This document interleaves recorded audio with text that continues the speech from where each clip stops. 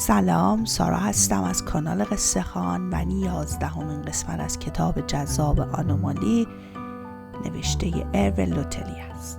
اما قبل از اینکه داستان رو شروع کنم بهتون بگم که اگه این اولین باره که به کانال قصه خوان میایید زیر همین ویدیو دکمه سابسکرایب رو بزنید و با زدن زنگوله کنارش از ویدیوهامون با خبر بشید. یادتون نره که اگه این ویدیو رو دوست داشتید حتما لایک کنید، چون به بیشتر دیده شدن ما کمک میکنه. همراه ما باشید.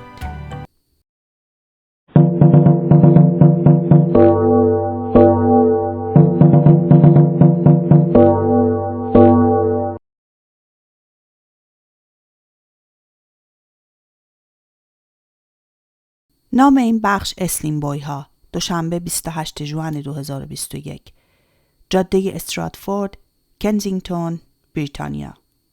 مأمور MI6 سینی سوشی را به سمت اسلیم بوی مارس میگیرد و میگوید یک ماکیزوشی بردارید آقای کدونا. این بهترین رستوران ژاپنی کنزینگتون است. خیلی از رستوران ایشیمی در جزیره ویکتوریا سر است. اما چیزی از عصبانیت آهنگساز کاسته نمی شود. اگر در لاگوس پذیرفت سوار جت شخصی شود، اگر گیتار 12 سیمه تیلور و گیتار آکوستیکش را برداشت، برای این بود که وعده اجرای 2 نفره با اسطوره زندگی موسیقی پاپ را به او دادند.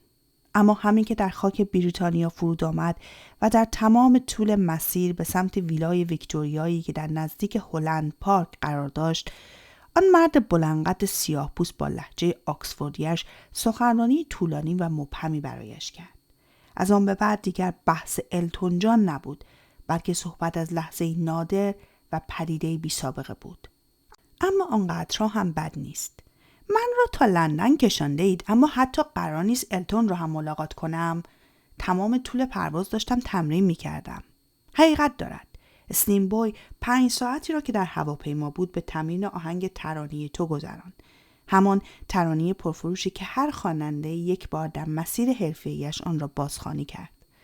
پارتیتور مخصوص کیبورد است، اما اسلیم بوی نسخه گیتار راد استوارت را انتخاب کرد. با نخوت و تحقیرآمیز شروع به نواختن آن با گیتار گیبسون کرد، در حالی که این کلمات بسیار ساده را زمزمه می کرد و تو می توانی به همه بگویی که این ترانه توست. سپس خیلی زود فراموش کرد که این قطعه عاشقانه مال 50 سال پیش و حسابی عتیق است. خود را اسیر عبارات دید، مثل کودکی احساساتی شد و به یاد آورد که برنی تاپین وقتی آن قطعه را ساخت فقط 18 سال داشت. فهمید که هر کلمه‌اش برای او اسلیم بوی نوشته شده است، چون از عشقهایش میگوید که نه حق تجربه کردن آنها را داشته و نه حق خواندنشان را. و هنگامی که هواپیما برای فرود در فرودگاه هیترو ارتفاعش را کم میکرد، اسلیم بوی داشت با چشمانی نمناک مینواخت و نمیتوانست جلوی اشکهایش را بگیرد. مأمور امنیت ملی آهی میکشد. ما در یک ساختمان تحت مراقبت هستیم، اما نگران نباشید. آقای التون جان هم به زودی خواهد آمد. گواهش هم آنجاست. افهم را باور کنید هیچ وقت در آپارتمان‌های وزارت اطلاعات پیانو نیست. خب، پس واقعا جت شخصیش بود. کاملا. به علاوه صندلی‌ها از چرم صورتی رنگ بودند. اما متوجه چیزی که برایتون توضیح دادم شدید؟ برای مواجهه آماده اید آقای کدونا؟ اسلیم بوی از کوره در می رود. برای دفعه اول آخر می گویم. من آقای کدونا نیستم. و شما؟ اسم واقعیتون جان گری است؟ مرد به مأموری که در را نگه داشته علامتی می دهد و می گوید می توانید جان صدایم کنید. وقتی اسلیم بوی دوم پدیدار می شود، اولی یکه می خورد و دومی سر جا خشکش می زند. 2 مرد مدتی مدید یکدیگر را بازرسی و کاوش می کنند. فروید از بیگانگی اضطرابزا و همزاد خودشیفته و آینه درونی صحبت می کند. هیچ کدام کاملا مناسب این موقعیت نیست. بیگانگی مضطربشان نمی کند. همزادشان آنها را اغوا نمی کند. بیش از حد لاغر و قد بلند و جوان است. و هر دو کشف می کنند که دیگری تیپ مورد علاقهشان نیست. بالاخره اسلیم بوی ژوئن وارد می شود و به طرف پنجره‌ای که از آن می توان درختان بلوط فرتوت میان ادواردز را دید می رود و بیان که چشم از همزادش بردارد ماکیزوش برمی دارد و به دهانش می گذارد. اسلیم بوی مارس می نشیند. او هم یک ماکیزوش برمی‌دارد و کم کم لقمه‌های کوچک برنج ناپدید می‌شود. مأمور MI6 انتظار چنین چیزی را نداشت. مردک بریتانیایی فکر می‌کرد آنها شک می‌کنند، می‌خواهند یکدیگر را سوال پیچ کنند، دنبال نقصی در یکدیگر بگردند، مطمئن شوند حقه‌ای در کار نیست. اما نه. این اتفاق فراتبی آنها را مشوش نمی‌کند و با پرناپذیر بودنش هیچ اضطرابی در آنان برنمی‌انگیزد. در عوض گرسنه‌شان می‌کند. چیزی نمی‌گذرد که دیگر سوشی باقی نمی‌ماند. استیم بوی ژوئن بیان که چیزی بگوید جای زخم رنگ پریده روی مچ دستش را نشان می‌دهد. نگاهش پرسشگر است. دیگری آستینش را بالا می‌زند و همان خط رنگ پریده را نمایان می‌کند و به سادگی پاسخ می‌دهد تام و تکرار می‌کند تام، خودت که می‌دانی. بله، استیم بوی ژوئن تنها کسی است که می‌داند. بعد از به قدر رسیدن تام دیگر تمایل به زیستن نداشت و رگش را زد. مادرش نجاتش داد. با توضیح جغرافیایی بر پیمانشان مهر تایید میزنند. در ایبادان بود. دو مرد لبخند غم انگیزی به هم میزنند. لبخندی همدلانه و محبت آمیز و برادرانه. بالاخره لازم نیست دروغ بگویند. لازم نیست چیزی را قایم کنند یا از هیچ چیز شرم داشته باشند. جهان تغییری نکرده اما هر دویشان حس میکنند قوی تر شده‌اند. استیم بوی مارس برمیخیزد، دنبال دو گیتار میگردد. گیتار 12 سیم را به سمت ژوئن میگیرد و به او میگوید آهنگ دخترانه یابا. گوشش کردم. فوق‌العاده است. و من واقعا با دریک اجرا کردم. در واقع تو با دریک، با امینم، با بیانسه. ماه مه در جشنواره موسیقی در لندن اجرا داشتم و تا 2 هفته دیگر نقش اول یک فیلم نالیوودی به اسم جشن عروسی در لاگوس را بازی میکنم. قرارداد جدی هم با سونی میوزیک امضا کردم. اسپانسرم کوکاکولاست و لیبل جدیدش ریل اسلیم اینترتین را راه اندازی کردم. همین. استیم بوی ژوئن لبخند میزند. به یاد لطیفه‌ای میافتد که میگوید روزی که آمریکایی‌ها روی مریخ فرود بیایند، آنها 2 مرد لاگوسی را میبینند که دارن قرارداد امضا میکنند. استیم بوی مارس ادامه میدهد اینجا را نگاه کن. زیپ سویشتش را پایین میکشد و این کلمات روی قفسه سینه‌اش پدیدار میشوند. 100% انسان و معتبر. یک تیشرت رکس یانگ است، نشان محتاطانه پشتیبانی از جامعه LGBT و دیگر جنسگرایان اندک شماری که جرأت حمایت از آن را دارند. 2 مرد صادقانه میخندند. تمامش به لطف آهنگ دخترانه یاباست. استیم بوی ژوئن به این موفقیت رشک نمیبرد. حتی از اینکه نصیب خودش نشده متعجب نیست. خوشحال است. این به ارثیه‌ای میماند که از آسمان افتاده باشد. مأمور MI6 انتظار چنین چیزی را ندارد. من هم در آشیانه هواگردی که نگهمان می‌داشتند آهنگی نوشتم. مردان زیبای یونیفرم پوش. عنوانش این است. مردان زیبا؟ نگو که تو هم همجنسگرایی. اولی ملودی را می‌نوازد. با گام ماژور شروع به خواندن می‌کند. صدای دیگری بلافاصله به او می‌پیوندد و اکوردها را فی‌البداهه دنبال می‌کند. 2 خواننده به هم پاسخ می‌دهند و بیان که صدای یکدیگر را بپوشانند آن را غنی‌تر می‌کنند. هر دو با هم به خواندنشان پایان می‌دهند و مارس ناگهان با چشمانی که برق می‌زنند می‌گوید صبر کن ببینم. کافیست بگوییم دوقلوییم. خیلی ساده خواهد بود. هرچی نباشد اهل یوربا هستیم. بله، یوربا خیلی واضح است. اهالی ساحل عاج از دوقلوها وحشت دارند. مردم ماندیکا از آنها هم بیشتر. دوقلوها آینده را می‌بینند و افکار را می‌خوانند. به عقیده اقوام ندمو و نانتوولل دوقلوها از جهان حیوانی می‌آیند. فولانی‌ها وقتی بچه‌های دوقلو به دنیا می‌آیند، یک روز و یک شب آن را دور از دهکده رها می‌کنند تا خطری رئیس و جادوگران را تهدید نکند. لوباها یکی از 2 را می‌کشند چون که بدبختی می‌آورد. در سراسر آفریقا گفته می‌شود که فقط منحرفان آنها را به دنیا می‌آورند. این نشانه‌ای از آسمان است و همیشه چشم بد را جذب می‌کنند. اما از یک قرن پیش مردم یوروبا دیگر فرزندان خدای رعد را که موجب رعب و وحشت می شود نمی کشند. با گذشت سالها آنچه نفرین انگاشته می شد به تکریم و آیین تبدیل شده است. چون در میان قوم یوروبا حقیقتی نادر وجود دارد. از هر 20 زن یک زن دوقلو می زاید. تا آنجا که روستای ایگبو-اورا پایتخت جهانی دوقلوها شناخته شده و اسمای یاتو اولی و کهنت دومی رایجند. پس می شود اسلین بوی یک برادر دوقلو داشته باشد، یک برادر گم شده و بازیافته. چرا که نه؟ و بدین صورت کسی متعجب نخواهد شد. ژوئن پیشنهاد می دهد به هویت جعلی نیاز داریم. مارس موافقت می کند. با پول حل می شود. مأمور MI سیک جوری یادداشت برمی دارد که انگار به او سفارش پیتزا می دهد. یک هویت جدید برای کدامتان؟ اسلین بوی ژوئن جواب می دهد معلوم است دیگر، برای من. جان گری تایید می کند. ترتیبش را می دهیم. داستانی برایتان سرهم می کنیم و یک هویت دیجیتالی جدید برایتان می سازیم. این هم از آن کارهایی است که ما خوب بلدیم. یکی از آنها لبخند میزند. می توانیم کنسرت برگزار کنیم، آهنگ بنویسیم، دوقلوها حسابی میترکانیم. میشویم اسلین بوی ها. خیلی خوب است. دیگری میخواهد پاسخ دهد، اما لیموزینی دراز به رنگ صورتی آب نباتی جلوی ویلا متوقف می شود.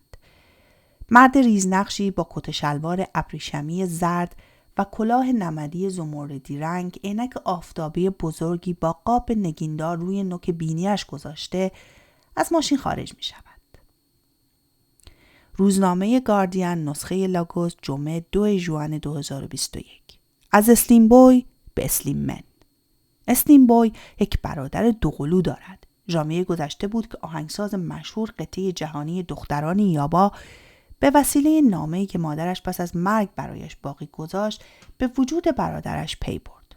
مادرش بسیار فقیرتر از آن بود که بخواهد 2 فرزند را بزرگ کند و به همین خاطر یکیشان را در بدو تولد در یتیمخانه رها کرده بود و از آن پس هیچگاه نتوانسته بود او را بازیابد. بنابراین اسلین بوی که 3 خواهر کوچکتر از خود دارد به جستجوی این برادر گم شده رفت و پروسه تحقیقات را به کارگاهی در لاگوس به اسم ادوارد شهو، متخصص جستجوی افراد مفقود شده، سپرد. کارگاه اظهار می‌دارد کار راحتی نبود. شناسایی این برادر گمنام 4 ماه طول کشید. باید اعتراف کنم که شهرت مشتریم که اکنون در نیجریه همه چهره‌اش را می‌شناسند کارم را راحت کرد. فقط کافی بود کسی را بیابم که بسیار شبیه او باشد. بنابراین فمی احمد کدا برادری به نام سام دارد که او نیز نوازنده‌ای درخشان است و زمانهایی که به عنوان پیک کار نمی‌کرده در شب‌نشین‌های لاگوسی اجرا داشته است. چون این برادر گم شده در نزدیکی لاگوس در اوجودو زندگی می‌کرده است، بازگشت پر احساس 2 برادر به هم در خفا صورت گرفته. آن وقت دوقلوها که به درستی نمی‌شود آنان را از هم تشخیص داد، عکس را ببینید. تصمیم گرفتن یک تور کنسرت مشترک با هم تحت نام اسلین من برگزار کنند. ما هم برای این گروه 2 برابر آرزوی موفقیت می‌کنیم.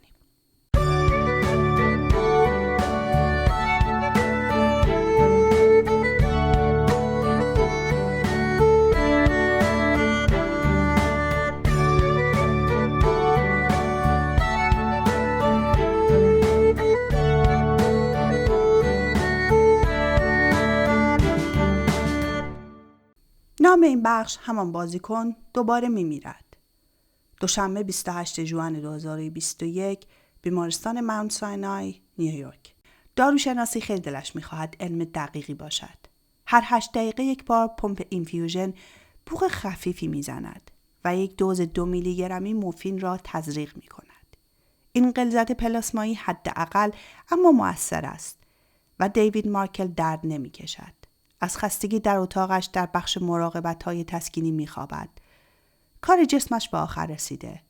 اگر قرار باشد بیدار شود، فقط برای کشیدن نفس آخر است. جودی به خانه برگشته تا استراحت کند. فردا گریس و بنجامین به مدرسه می‌روند. اما پل مارکر آنجاست. او احضار شده است. موقعیت استثنایی.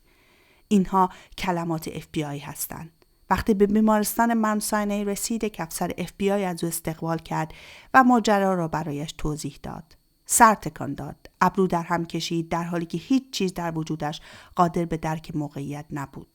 او را به طبقه بالا بردند که به منطقه بیمارستانی تحت نظارت نظامی تبدیل شده است و کارکنانش را به استثنای یک پرستار که ملزم به رازداری شده است تخلیه کردند. پل منتظر است. پرونده‌ای را که تیم پزشکی پروتکل 42 برایش فرستاده‌اند ورق می‌زند. سیتی اسکن های جدید و ام‌آرآی هایی که آن یکی دیوید مارکل انجام داده است. پل منتظر است، اما با دیدن مردی که در اتاق را هل می‌دهد و 2 مأمور هم به دنبالش می‌آیند، کلمه لعنتی حتی از میان لب‌هایش خارج هم نمی‌شود. پاهایش سوس می شود و مجبور می شود بنشیند. دیوید به برادرش پل و سپس به آن یکی دیوید که روی تخت در حالت احتضار است نگاه می کند. صدای بیپ پمپ اینفیوژن سکوت میانشان را نمی شکند. مأمور FBI به دیوید می گوید ما به همسرتان خبر داده ایم. مأمورا رفتن دنبالش. داریم او را آماده می کنیم تا... دیوید می گوید بگذارید بخوابد. همینطوری خوب است. این صدا با شنیدن پل دوباره به هم می ریزد. بلند می شود. به سمت برادر بزرگترش قدم بر می دارد و او را در آغوش می گیرد. عطر تن اوست. همان بوی پیش از بیماری. تنش هنوز محکم و ستبر و قوی است. او را به خود می فشارد. سپس عقب می رود و دوباره نگاهش می کند و چیز احمقانه‌ای به زبان می آورد. این تویی؟ این واقعا تویی؟ خلبان پاسخ می دهد. واقعا منم. بیا برویم بیرون. روانپزشکان شک دارند که به دنبال آن دو راه بیفتند یا نه. اما حرکت دیوید با آنها فرمان می دهد که تنهایشان بگذارند. دو برادر از اتاق دیوید در حال مرگ خارج می شوند و روی یکی از کاناپه های چرم مصنوعی خاکستری بیمارستان می نشینند. کاناپه هایی که بیشتر شاهد تراژدی بودند تا معجزه. دیوید چشمانش را می بندد. سرش گیج می رود. چه بلایی؟ پل چه بلایی سرم آمده؟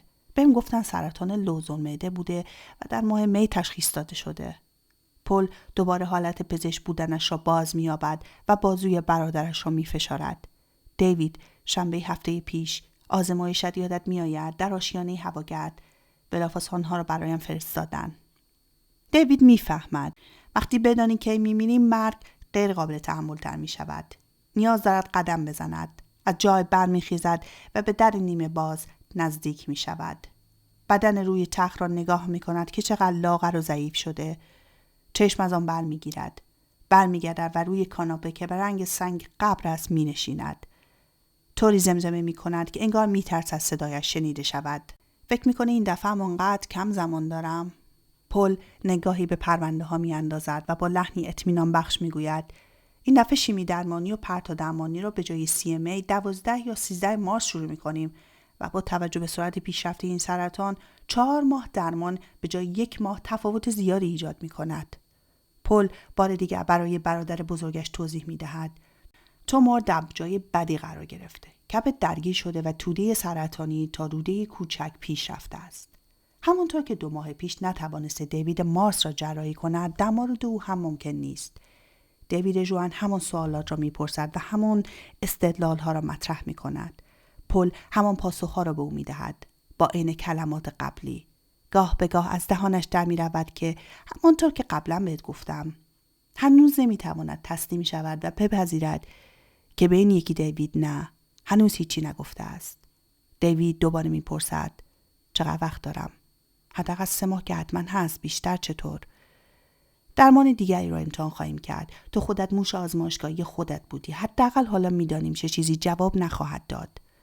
پل لبخند محزونی می‌زند. ایمان به پزشکی و پروتکل‌ها قوی‌تر از اوست. به خاطر همین این شغل جنون آمیز را انتخاب کرده و در آن سرآمد است. گاهی باور دارد که این شغل است که او را انتخاب کرده. هرگز امید خود را از دست نمی‌دهد. می‌داند چگونه به بیماران اطمینان بدهد، چون به خودش هم خوب دروغ می‌گوید. اما یک بار دیگر نفسش می‌گیرد. مردی دارد در آن گوشه می‌میرد، مردی که دیوید است. دلش می‌خواهد همزمان هم بخندد هم گریه کند. سرگشته است. دیوید دوباره می‌پرسد و جودی؟ از نفس افتاده. نمی‌توانی تصور کنی چه چیزی را پشت سر گذاشته. جمله نسبت به آنچه دیوید انتظار دارد خیلی ناشیانه است. اما همین است که هست. تلفن پل می‌لرزد. نگاهی به آن می‌اندازد. صدایش را پایین می‌آورد و جواب می‌دهد. جودی؟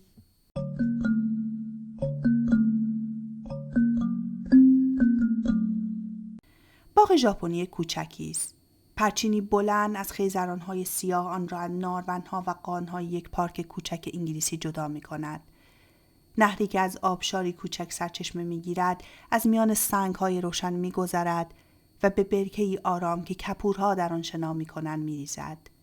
مسیر شیانی به سمت یک پل کوتاه چوبی می‌رود و از پل به جزیره‌ای کوچک منتهی می‌شود که جز برای 2 نیمکت سنگی جا ندارد. کسانی که این باغ را طراحی کردند خواستند سرشار از آرامش باشد و هوایی حیات بخش در آن استنشاق شود. اما این سعادت حساب شده آن را به مکان آخرین پیاده روی ها تخصیص می دهد.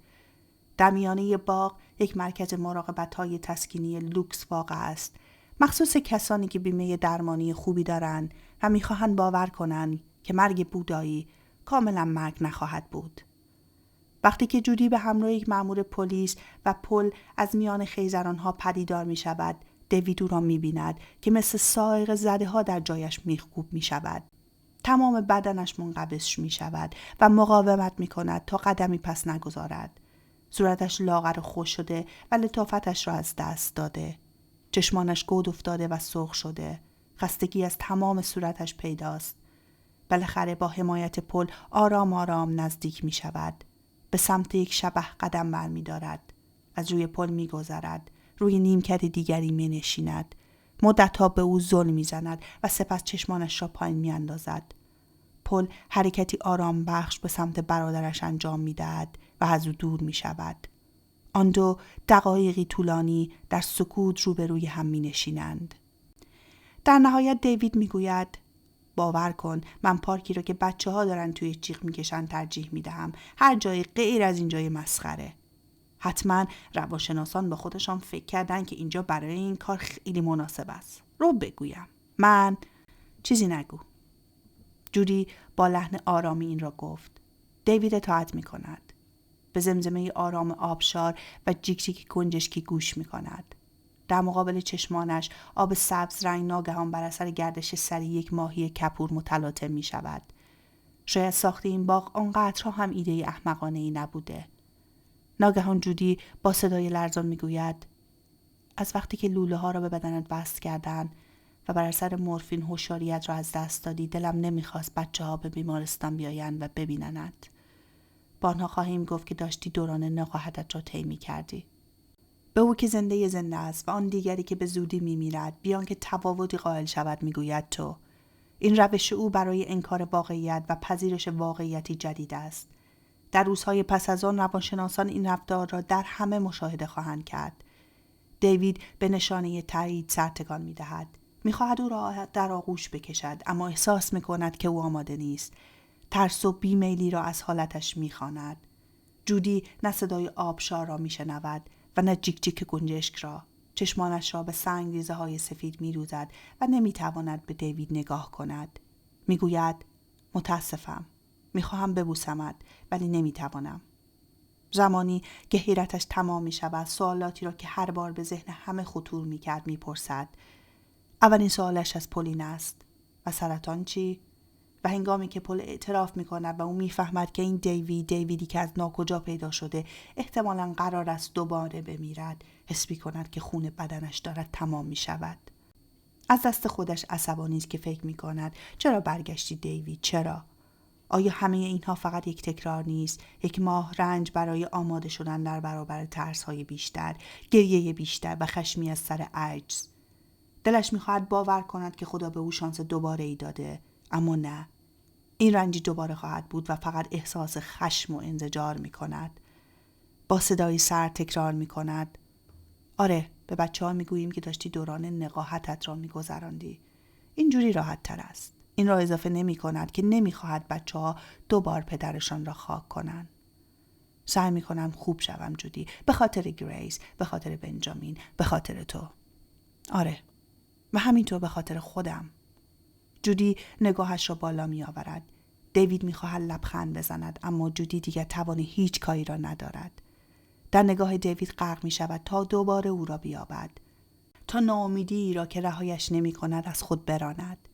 دیوید دستش را به سمت جودی دراز می کند و او آن را می پذیرد. دیوید دست او را می فشارد.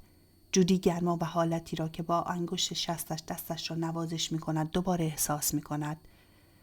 بالاخره می گوید این واقعا تویی؟ این سوال نیست. هرگز به آن شک نداشته. دیوید پاسخ نمی دهد. او را با محبتی حریصانه نگاه می کند. انگار می خواهد تمام وجودش را حس کند. انگار شمارش معکوس روزها از قبل آغاز شده است. پل را که در ورودی باغ ایستاده است نمی بینند. پرستار چند کلمه به او گفته است و پرده از غم چشمانش را پوشانده. دستور افسر FBI را هم نمی شنوند. زمان می‌گذرد و رنج را بی‌اثر می‌کند. ماهی کپوری از آب بیرون می‌پرد و دوباره در آب می‌افتد. صدایش آن دو را از جا می‌پراند. نام این بخش وودز در مقابل واسرمن. دوشنبه 28 ژوئن 2021. خیابان کرول، بروکلین. چگونه جسمی میتواند این همه اشک را در خود جای دهد؟ هر دو جوانا گریه میکنند و این فکر همزمان به ذهن هر دوشان میرسد. چقدر اشک! در آتلیه بزرگ ابی واسرمن 5 نفر در میان طرح‌ها و گواشان نشستند. 2 روانشناس FBI به حالتی ناشیانه روی 4 پایه‌های بلند. یکی از جوانها روی یک مبل و دیگری در کنار ابی گیج و سردرگم که حرفی به ذهنش نمیرسد. روی کاناپه‌ای کهنه. کاریکاتوریست بی هوا کنار جوانای خودش نشسته است و از آنجا اندوه را در نگاه دیگری می‌خواند. این یکی زن هم همانی است که 3 ماه پیش بعد از پرواز پاریس نیویورک در آغوشش فشرد. درست این است که او را ببوسد و دلداریش بدهد. اما نه. کاریکاتوریست انگار تبدیل به سنگ شده. مدتی طولانی ساکت و بی حرکت میماند. یکی از جوانها ناگهان میگوید باید بروم بیرون و هر دو زن با هم بلند میشوند. در شیشه ای را باز میکنند و به بالکنی میشتابند که به خیابان دید دارد. ابی به دنبالشان میرود. حالا با چشمانی سرخ شده زیر نور خورشید نفسی تازه میکنند. جوانا همیشه به فواید محیط بیرون باور داشته است. هیچگاه تردید نداشته است که باد، آسمان و ابرها مثل لکلک ها که بچه ها را می آورند جواب ها را به همراه دارند. در کودکی وقتی دنیا در مقابلش می ایستاد، در جستجوی آرامش به پارکی در گوشه وست در محلهشان می رفت.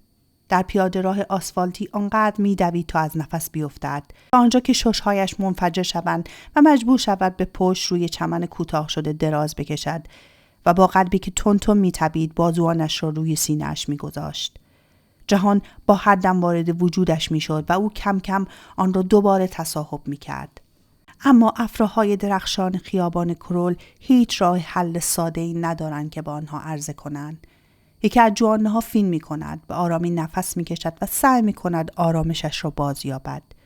دیگری اشکهایش را پاک می کند. یکیشان بینیش را بالا می کشد و می گوید من نمی خواهم زندگیت را از تو بدزدم. منم همینطور. نمی خواهم زندگی خودم را هم از دست بدهم. یکی از جوانها رو به مرد جوان می کند. ابی چیزی بگو. ابی از جا می پرد. نگاهش بیوقفه از جوانایی به جوانایی دیگر می رود. فقط شکمی کمی برآمده آنها را از هم متمایز می کند. متاسفم. دیگر در توان من نیست. من واقعا نمیدانم چه بگویم. نگاهش را پایین می اندازد و به خالکوبی روی مچش چشم می دوزد. 2 نخل روی یک تل شنی. بیاد پدر بزرگش و سرگذشت او. وقتی بچه بود کلمه واهه را روی ساعد پیرمرد دیده بود و دلیل خالکوبی این کلمه را از پدر بزرگش پرسیده بود. جواب این بود: ابی، پسرم، میدانی واهه یعنی آب در قلب صحرا، یعنی مکانی برای صلح و سهیم شدن. 20 ساله که بودم دادم این را برایم خالکوبی کنند چون نماد امید یک زندگی جدید پس از جنگ است. خوشیوم نست. متوجهی ابی؟ خوشیوم. روز تولد 11 سالگیش پدر بزرگش به او گفته بود که کلمه خالکوبی شده آنطور که گمان کرده بود واهه نبود، بلکه برعکس عدد 51540 بود. کلمه اوآیسی است که به معنای واهه است اگر برعکس خوانده شود به این عدد تبدیل می شود. یعنی شماره محکومیتش است. روز بعد از مرگ پیرمرد ابی داروی پوستش در همانجا آن واهه را که فقط خود از رازش آگاه است و از آن نیرو میگیرد خالکوبی کند. اما 2 زن به اون نگاه میکنند و آن خالکوبی که به آن خیره شده است دیگر پناهی نیست. جوانای جوان میگوید پس ما با هم ازدواج کردیم. اینجا زندگی میکنیم. عروسیمون چطور بود؟ قصری در پس ضمیر ما و صفت ملکی ما نیست، اما آنها حتی در کاربرد زبان نوعی تعادل میان جوانا وود و این جوانا واسرمن که بچه ابی را در شکم دارد برقرار میکند. او مزاحم منحرف نیست بلکه فراموش شده بخت برگشته است. نسیمی تابستانی برگ‌های براق را می‌لرزانند و هیاهوی اتومبیل‌ها کمرنگ می‌شوند. بادها وقتی می‌وزند از جایی می‌آیند. جوانا نمی‌داند چرا این شهر به یادش می‌آید. جوانای اولی دل به دریا میزند. نمیدانم از لحاظ قانونی چه کار باید بکنیم. آنی که جوانا میخواهد بگوید قانونی برای این موضوع وجود ندارد و بلافاصله فکر میکند. لعنتی، این واقعا خود منم که دارم به این زودی به مسائل قانونی فکر میکند. همچنین به یاد دادگاه مارتینگر در قرن 16 در فرانسه میافتد. قاصبی به نام آرنو دوتیل به روستای مادری مارتل برمیگردد و خودش را به جای او جا میزند. با زنش زندگی می کند و همه آنهایی را که می خواهند متقاعد شوند متقاعد می کند که همانی است که ادعا می کند. اما بر اثر اتفاقی غیر منتظره مارتن باز می گردد و قاصب کارش به چوبه دار ختم می شود. جوانا می اندیشد که حرف زدن راجع به آن چه فایده‌ای دارد، چون حدس می زند که در همان لحظه آنی که جوانا هم به همین داستان فکر می کند. زمزمه می کند این وضع هیچ ربطی به آن داستان ندارد. سکوت می شود. تقیه خفیفی به شیشه باعث می شود که هر سهشان به سمت ماموران FBI برگردند که از خجالت یا وحشت جرئت نمی کنند وارد بالکن شوند. ابی برای اینکه آنها را از سر باز کند می گوید برای خودتان قهوه درست کنید. جوانای جوان می پرسد از الن چه خبر؟ مریضیش در چه حال است؟ خوب است. امروز تحت درمان است و من در دانتون و لاول کار گیر آوردم. برای پرونده هپتاکلر در خدمت والدیو هستم. نه. با اون پریور آشغال تو این کار رو کردی؟ آشغال نیست. این حرف را میزنن چون میلیاردر است. جوانای جوان این را میداند. خیلی واضح است. شاید اگر خودش هم بود برای هزینه درمان الن همین کار را میکرد. از آن گذشته هرچه نباشد آنجا دانتون و لاول است. بیان که فکر کند دستش را به طرف ابی دراز میکند و او هم بیان که فکر کند دستش را میگیرد. در مقابل این حرکت جوانای دیگر انگار هوایی برای نفس نمی‌یابد و درد قفسه سینه‌اش را خورد می‌کند. خواهرش همیشه خواهرش خواهد ماند، اما یک ابی بیشتر ندارد. عشق‌هایی هستند که می‌توان آنها را با هم جمع کرد و برخی دیگر را هرگز نمی‌شود تقسیم کرد. ابی دستان یکی را هم می‌گیرد و می‌گوید وحشتناک است. من هر دوتان را دوست ندارم. فقط یک زن را دوست دارم که اسمش جوانا است. نمیتواند ادامه بدهد. اشک‌هایی که گوشه چشمهایش می‌درخشند جاری می‌شود و جلویشان را نمی‌گیرد. چقدر اشک!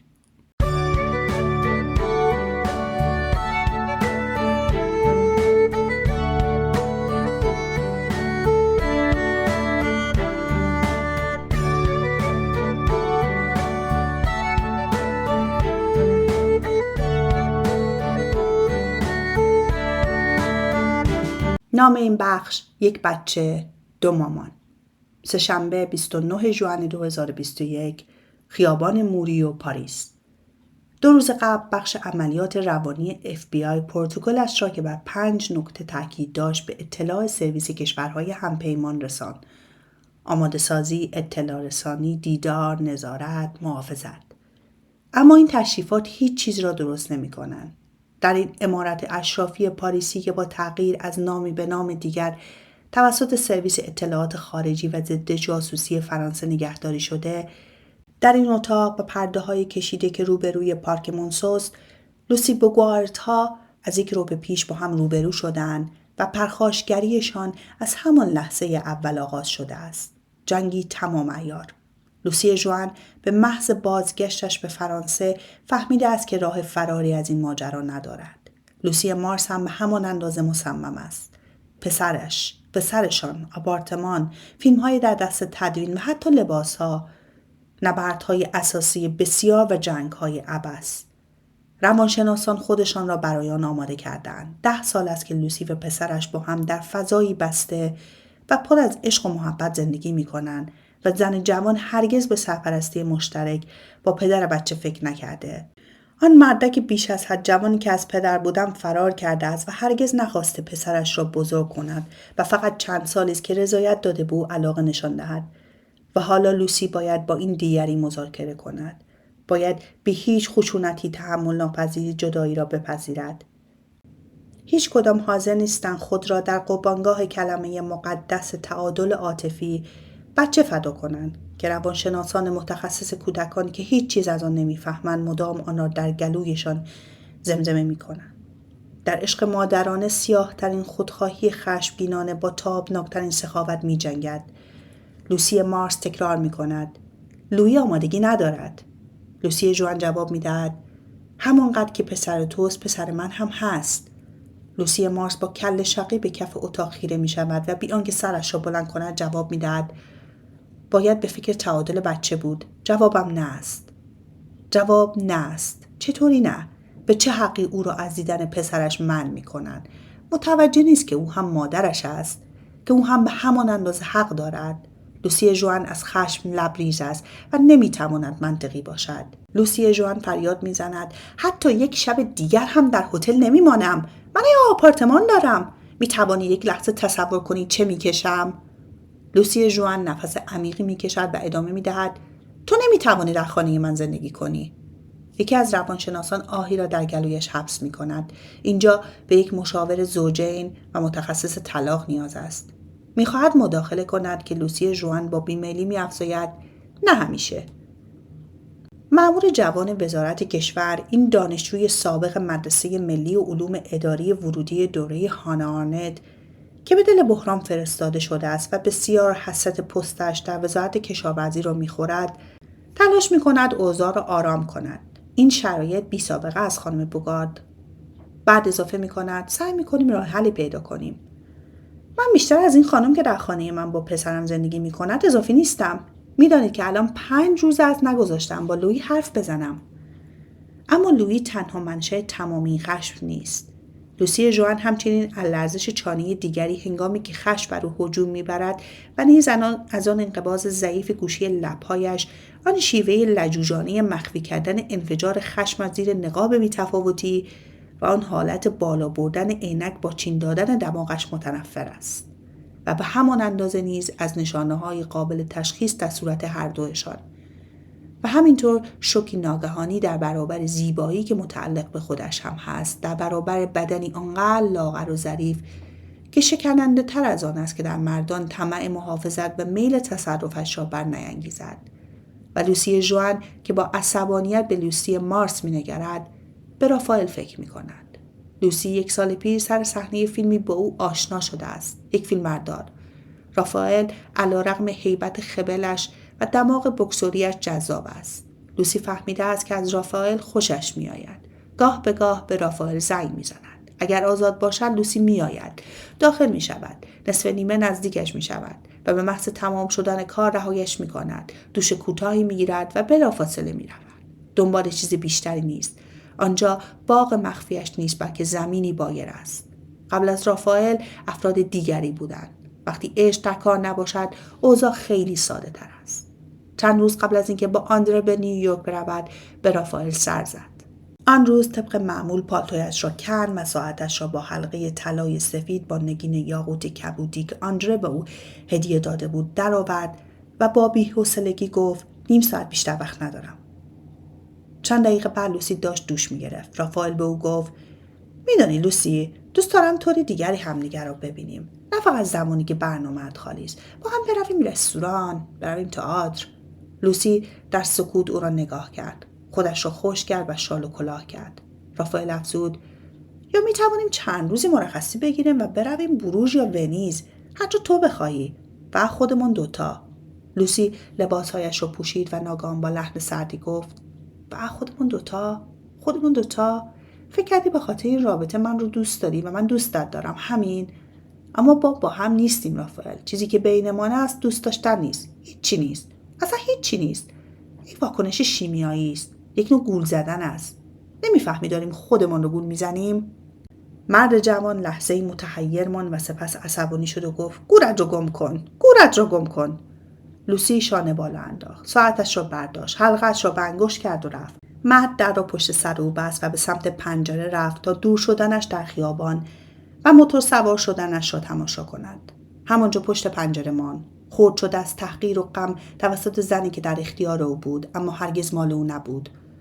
مطمئن بود طی 1 هفته یا 1 ماه لوسی انگار که اصلا هیچ اتفاقی نیفتاده است دوباره به او زنگ میزند و او در را باز میکند و میگوید فکر میکردم دیگر بر نمیگردی و لوسی با تعجب به او نگاه میکند. لوسی ژوان گمان میکرد که هرگز از این فریبکاری شرمنده نخواهد شد. چه اهمیتی داشت که رافائل یا کسانی که پیش از او بودند چه فکری میکردند؟ اما ناگهان در مقابل این زن دیگر با نگاه شبیه یک جانور خزنده، زنی که همه چیز حتی آن صحنه‌های زننده را می‌داند. لوسی ژوئن از شدت انزجار در جایش خشک شده است. لخت و کریه ایستاده است. آنجا دیگر یک زمین بایع نیست، بلکه زباله‌دانی است در هوای باز. می‌لرزد و از خود می‌پرسد که آیا لوسی مارس هم در این لحظه به رافائل فکر کرده؟ آیا هنوز او را می‌بیند؟ چه اهمیتی دارد؟ لوسی مارس صحبت را از سر می‌گیرد. من مطمئن نیستم که لویی آمادگی ملاقات با چطور بگویم دو مادرش رو داشته باشد. روانشناس مداخله می‌کند. او پسر بسیار باهوش و بالغی است. تمام واکنش‌هایش نشان می‌دهند که می‌تواند با این موقعیت روبرو شود و تازه تصمیم با اوست. چون لویی اکنون می‌داند سرویس‌های امنیتی خواستند که همراه لوسی مارس بیاید و بیش از 1 ساعت است که در اتاق مجاور با روانشناس کودکان صحبت می‌کنند. او فهمیده است 2 مادر ندارد، بلکه از مادر خودش 2 تا دارد. هنگامی که به نظر رسید وقتش رسیده است، روانشناس نمایشگری را که دیدار 2 زن را بدون صدا نشان می‌دهد روشن کرد. بچه چشمانش از تعجب گرد شد و فقط گفت خیلی عجیب است.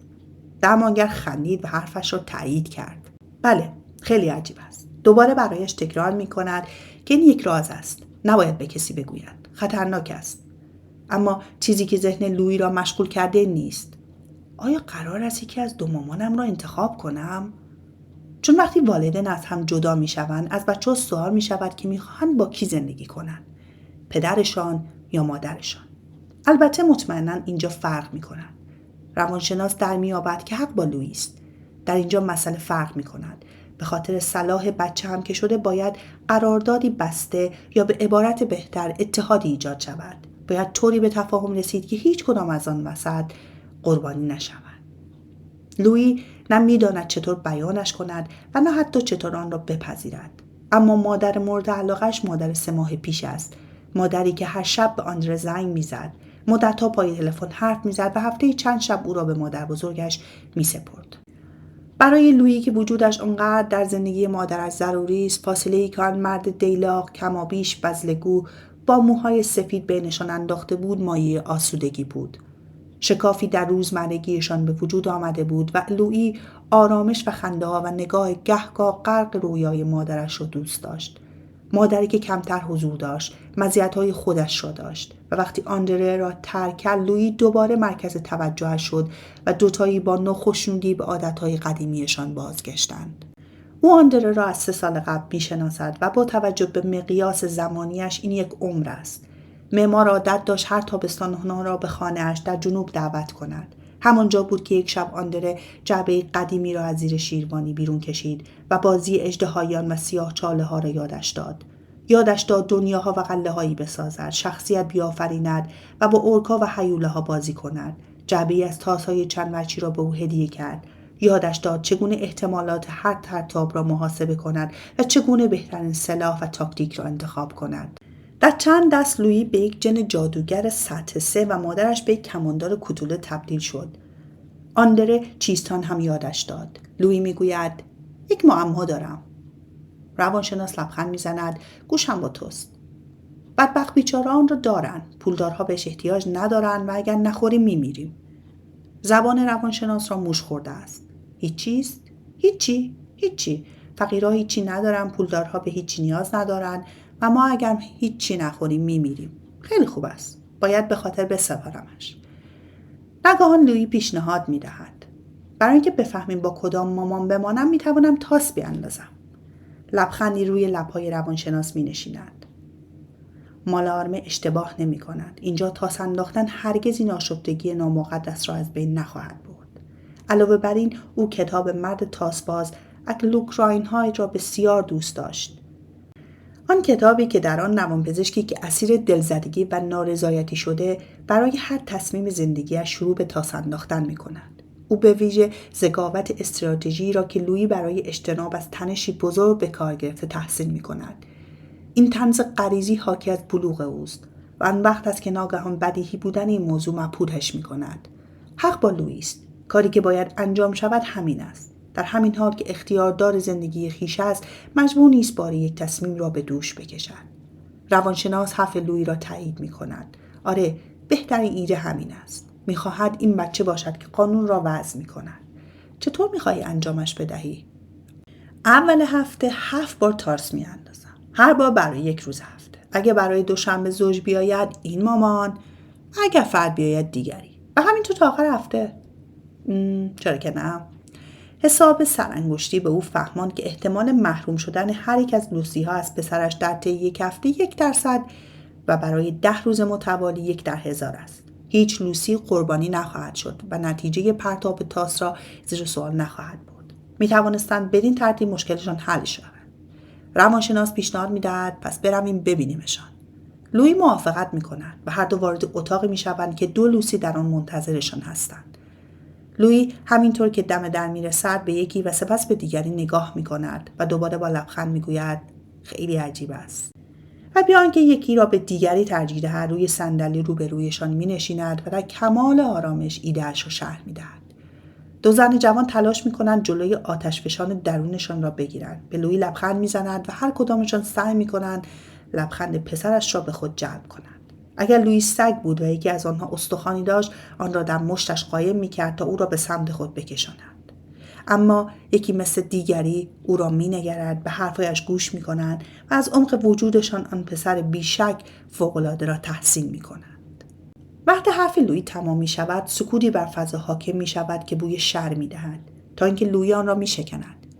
این فکر به خاطر بازی اژدهاییان و سیاه‌چاله‌ها به ذهنم رسید و بعد با غرور لبخند می زند. انگار که این همه چیز را توضیح داده. در این لحظه زنها تسلیم می شوند و سرشان را به نشانه تایید تکان می دهند. گاهی اوقات بدترین راه حل بهترین است. لویی می گوید 1 معما دارم. ما از 1 مادر در 1 سال، در 1 ماه، در 1 روز و در 1 ساعت متولد شده ایم. با اینها دوقلو نیستیم. چرا؟ 2 لوسی ها جوار سر تکان می دهند. لویی می خندد. چون 3 قلوییم.